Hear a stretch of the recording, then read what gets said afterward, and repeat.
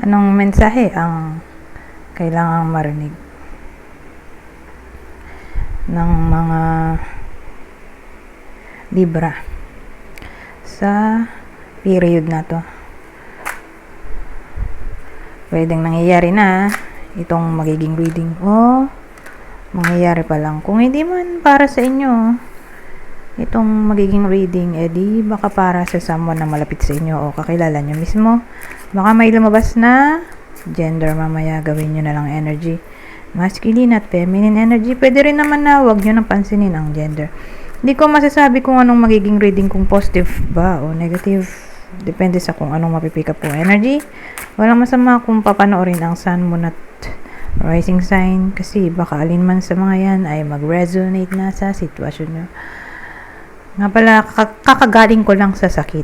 So, hindi pa ako 100% magaling. Kaya mapapansin nyo na yun nga, paminsan-minsan inuubo pa rin ako. So, pasensyahan nyo na. Kasi niplema pa rin ako. Anyways, magsimula na tayo. Medyo maliwanag lang sa part na to. Kaya lang madilim na. Kung tatanggalin ko ang ilaw. Anyways,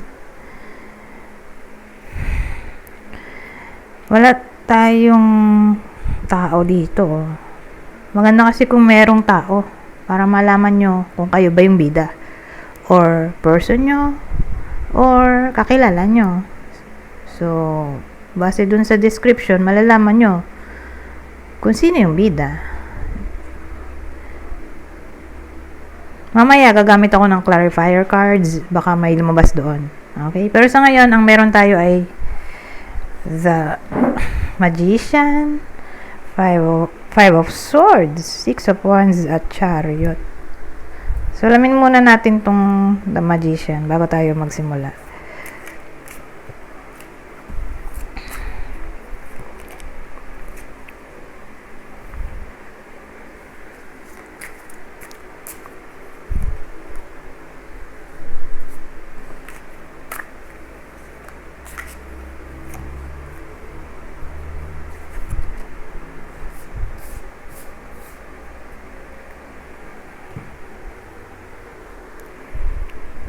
Ito, may tao na tayo.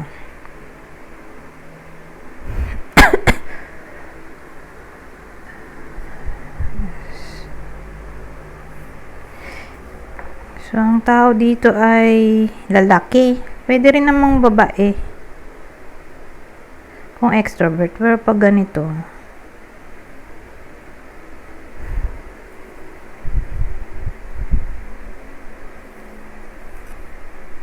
mukhang hindi yung Libra ang bida dito. Baka kakilala nyo to. Kakilala nyong lalaki or babae kung extrovert.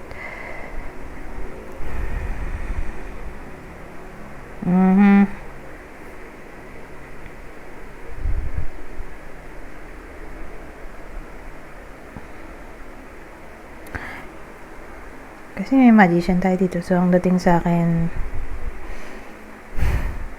itong lalaking to, dalawa yung gender, di ba? Kaya lang kasi magkakalituan tayo. So, kailangan ko mag-stick sa isang gender na lang. Pero again, ulitin ko. Pwede rin to sa babae, nakakilala nyo kung extrovert. Pero, ang gagamitin ko na lang na gender ay lalaki.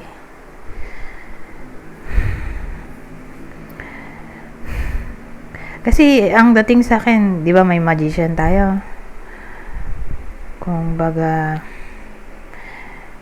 nowadays, o sa period na to, whether nangyayari na o mangyayari pa lang, nasa process siya ng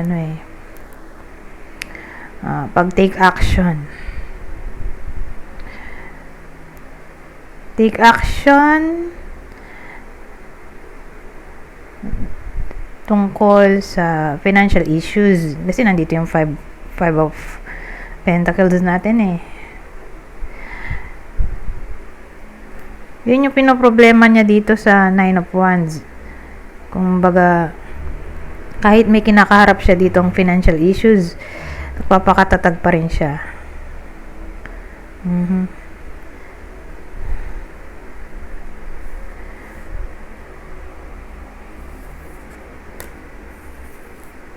So, yun yung magician. Yung willpower na mabayaran ng mga babayarin. Okay? O magkapera. Ngayon, ano tong Five of Swords natin?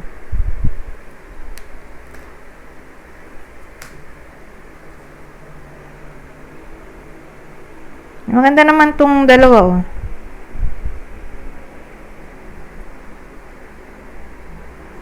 Ano kaya tong Five of Swords?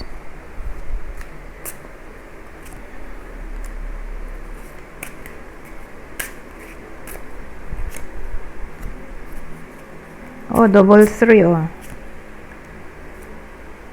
Six of Swords. So, yung Five of Swords.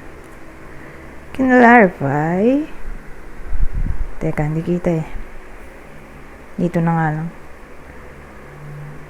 So, yung Five of Swords natin kinlarify ng Three of Pentacles, Three of Wands, Six of Swords. So, ano to? May double 3 pa tayo, no?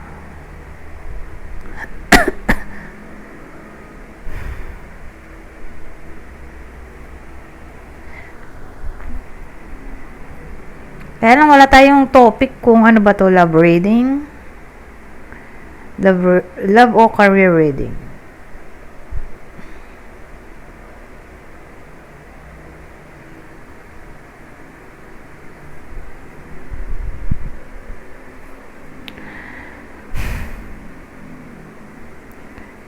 So, ano yung Five of Swords natin dito?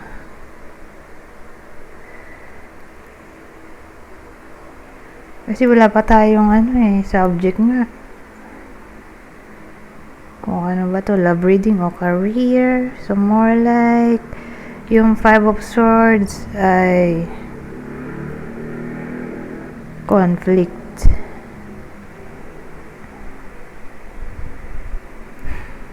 Conflict ang meaning.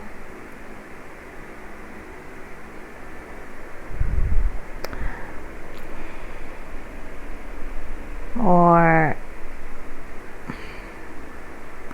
conflict, tension, or manalo sa anumang paraan kahit madumi.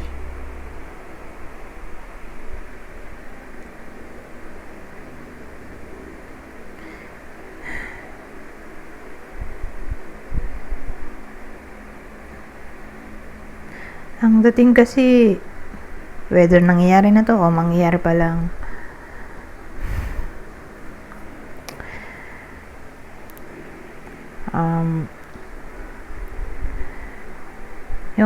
Yung iba sa inyo or yung lalaking to, yung pala yung bida natin, yung lalaki or yung lalaki na nga lang, yung lalaki parang tuso siya or siguro dahil sa kawalan ng trabaho or financial issues, sabihin natin may trabaho naman, kaya lang malit ang sahod. Kung baga, wala siyang ibang choice kundi kumapit sa patalim. So, may mga racket siya na illegal siguro or sabihin natin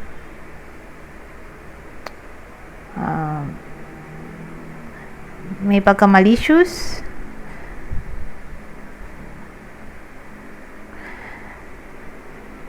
Kumbaga, para makadagdag sa income niya or para magkapera, yun nga. May mga panahon na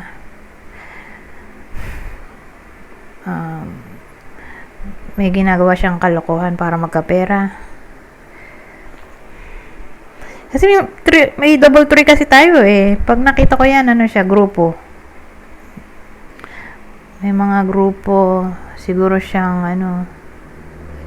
nakakasama sa racket niya, or mga pwede ring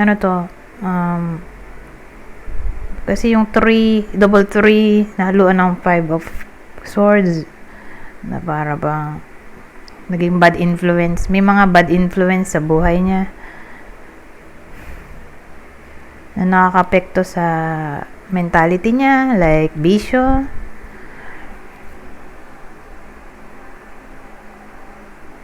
or ewan ko, for some reason, imbis na makatulong yung mga kaibigan, parang tinutulak pa siya ng mga kaibigan niya na gumawa ng kalokohan. Pero ang maganda, nandito yung 6 of Swords.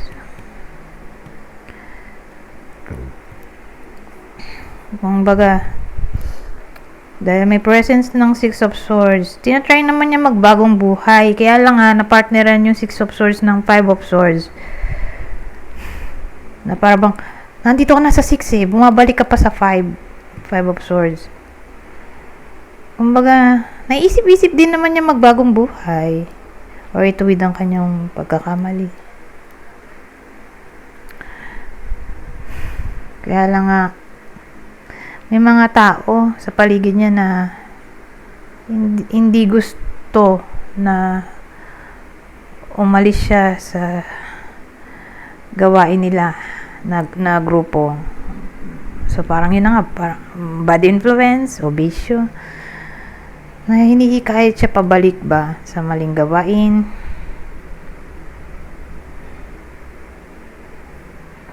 Okay? So again, ito ay kakilala nyo. Dito, literal na Libra. Kakilala ng Libra. Malapit sa Libra. Whether lalaki mismo or babae, pero extrovert. Ngayon, ang maganda nandito itong 6 of Wands. Hindi ko na ito ka-clarify kasi maganda naman siya. Kasi diba, sabi ko nga sa 6 of Swords, tinatry naman niyang magbagong buhay. Kaya lang may mga bad people, bad influence na nakakapekto sa kanyang mentality, kaya hindi niya magawa ang pagbabagong buhay. Pero ang maganda ay nandito yung 6 of Wands, na may kinalaman sa success, victory, progress, or reward. Reward, achievement. So more like may good news na paparating.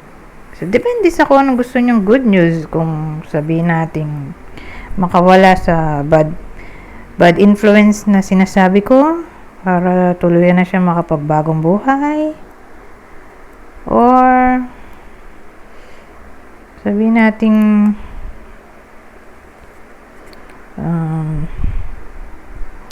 may good news in a way na ma-recognize siya sa kanyang trabaho, sa skills niya, talent, gifts, or ma-achieve niya ang gusto niya ma-achieve.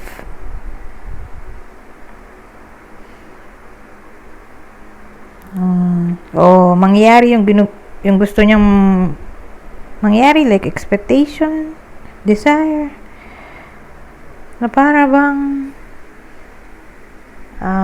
sinasabi ng 6 of Wands na may pag-asa pa.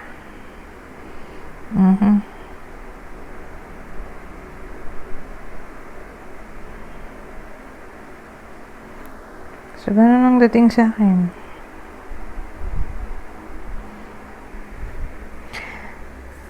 Ngayon, nandito tong Chariot. Buti na lang din. Pares naman kasi silang success. Pares din silang victory.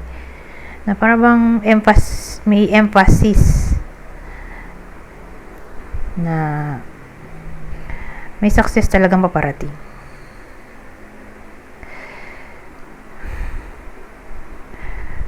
Ngayon, kasi yung Chariot, kita nyo naman merong lalaki nagko-control sa mga kabayo. May tali ba yung kabayo? Karwahe siya, di ba? So, yung kabayo may tali. Kinokontrol siya nung, siyempre, nagmamaneho yung driver. So, So, ang dating sa akin, babalik ang self-discipline, self-control, kung nawala yon. Malamang-lamang nawala. Kasi nga, may mga bad people sa paligid nitong lalaking sinasabi ko na nagdidikta ng dapat niyang gawin. So, dahil nawala yung self-control, self-discipline, babalik yon. Okay. At ang maganda, hindi na papayag ang bida natin na dinidiktahan siya or may kakayahan na siya para makapagdesisyon para sa sarili niya. O sabihin natin kung may mga tao nga na hindi niya ma-let go kasi nga syempre naging parte ng buhay niya, nahihirapan siya i-let go. So dito sa Chariot, kakaroon na siya ng lakas ng loob para i-let go ang dapat na i-let go.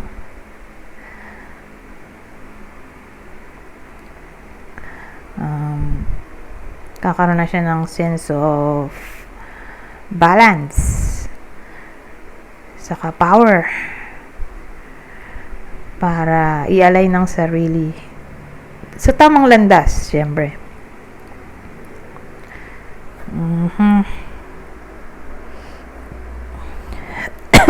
Excuse me. So, ano pa? So, malaki ang chance ng victory, triumph.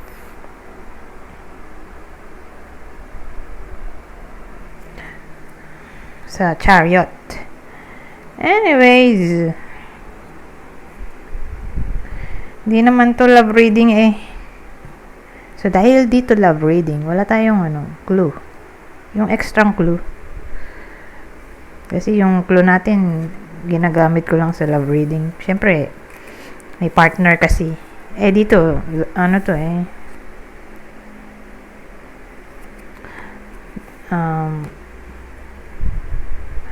Ano ba to? Hindi rin naman siya career. Parang life reading ba? Kasi hindi siya career, di rin siya love. So, parang tungkol sa buhay na lang nung bida natin. Yung tinakbo ng reading. Anyways, since hindi naman siya love reading, mabilis tayo. Mabilis pa ba to? 18 minutes na pala. Pupunta na lang tayo dito sa susunod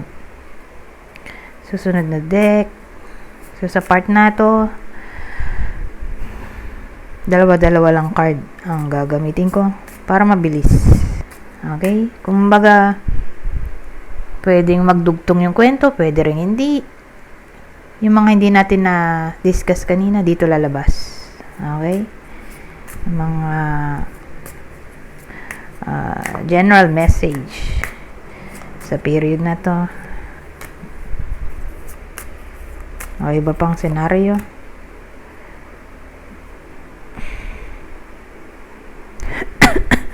Excuse me. Well, sabi dito, contrariety, displeasure, inconstancy. So, ang dating sa akin,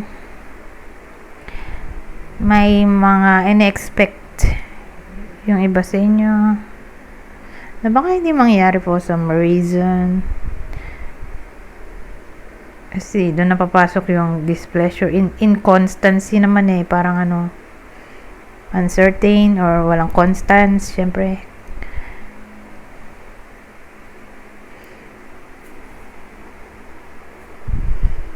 Parang unpredictable.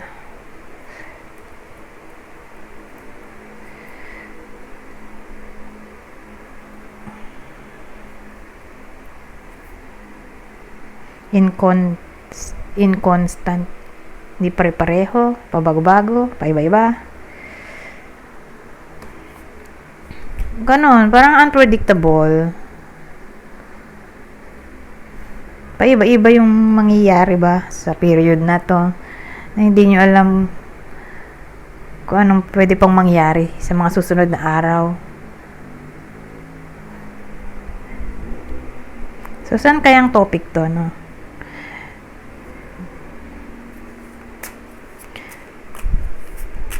Yun nga, dahil sa inconstancy, yun yung magkukos ng displeasure. So, saang part? Ano to? Tatloin ko na nga.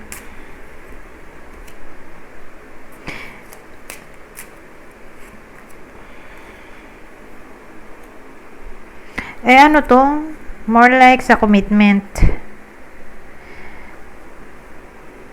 In all forms na yung commitment. Whether commitment sa relasyon, sa friendship, sa ka-workmate.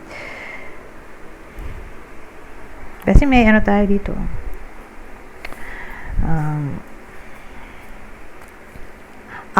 Anong parang basahin nyo? Accord. O may kinalaman sa agreement.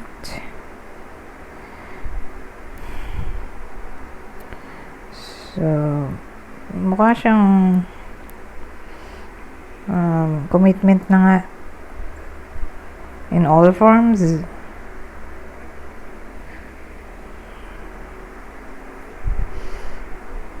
Tapos na-partneran pa siya ng cross. Tapos coffin. O sabihin nating plano. Pwede rin naman, ibang senaryo. Sabihin nating may plano na ng reunion, meeting, appointment. Naka-schedule na siya eh. Kasi hindi matutuloy. Yun yung magkukos ng displeasure sa iba sa inyo. Or sabihin nating naka-plano na ano. Tapos magtatalo-talo. So, dahil nagtalo-talo, ayun. Hindi natuloy.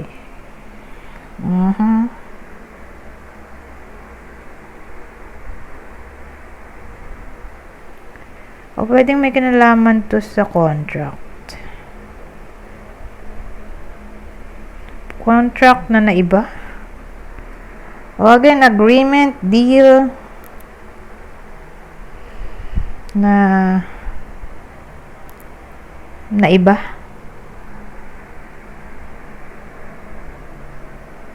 Pwede rin rules and regulations.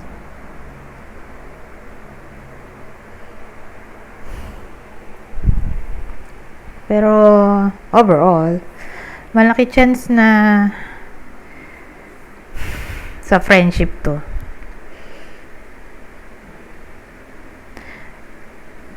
So, ibig sabihin, may makakaaway yung iba sa inyo na friend. Hindi naman lahat, pero may iba nga sa inyo. Tapos yung ending, literal na ending. Biruin nyo cross. Isipin nyo, cross. Nakalagay naman, cross plus coffin. Parang nag-end na yung friendship. Kasi ito, hardship to eh. Eto, sabihin natin naghawak kamay, commitment in all forms.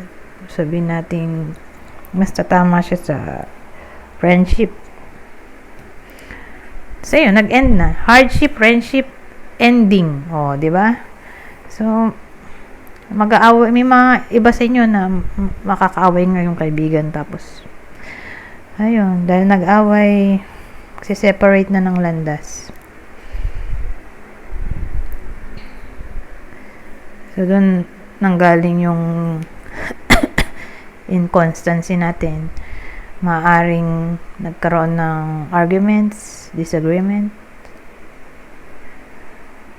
or who knows, baka may someone na naging salawahan ng best friend, tapos nagkaroon ng jealousy and business. Ganun eh.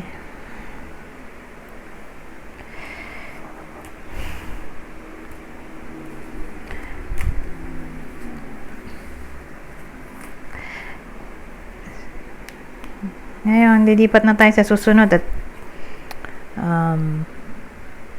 25 minutes na kasi. Dalawang card lang dapat yung kanina eh. Kaya lang di ko kasi naintindihan. So, pag ganun di ko maintindihan, na-clarify ko. So, tutungo na tayo sa pinaka-last deck.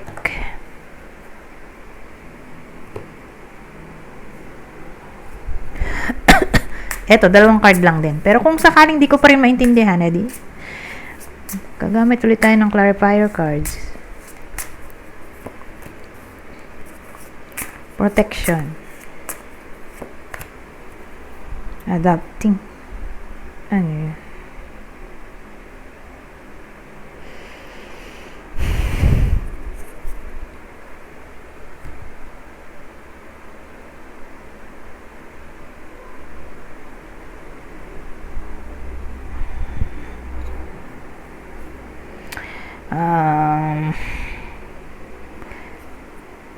So, ang dating sa akin, in order, para hindi mapahamak ang iba sa inyo, kailangan nyo mag-adapt sa rules and regulations na ibibigay sa inyo.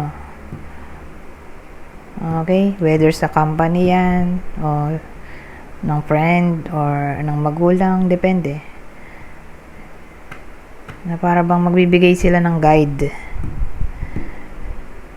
Ngayon, kailangan i-follow ng iba sa inyo or else, mapapahamak sila. Example, sabi nung magulang, huwag ka nang lumabas ng gabi. Delikado. Siyempre, gabi na eh. Pag ganyan, oras ng lagim, di ba? Di wag na lumabas. Kung di naman kailangan lumabas, wag na lumabas. Example lang. Di para maprotektahan ng sarili mula sa mga panganib na tao, di ba? So again, example lang.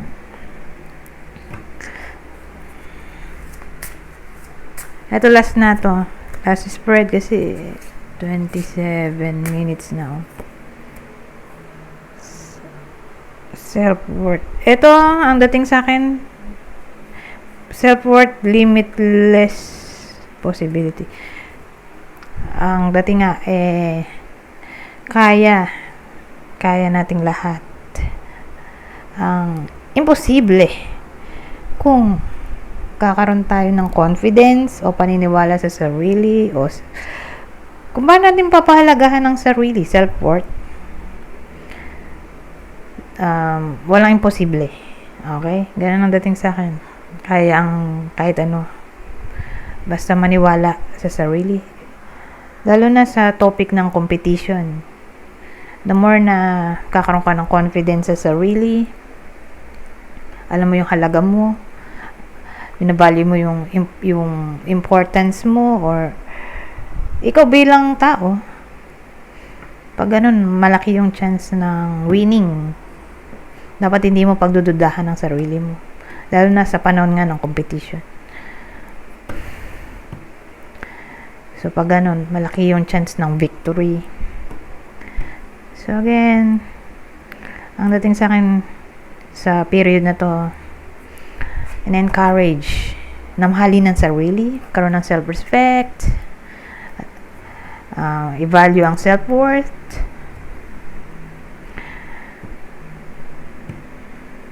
para mapagtagumpayan ang dapat pagtagumpayan. Anyways, hanggang dito na lang. Goodbye for now.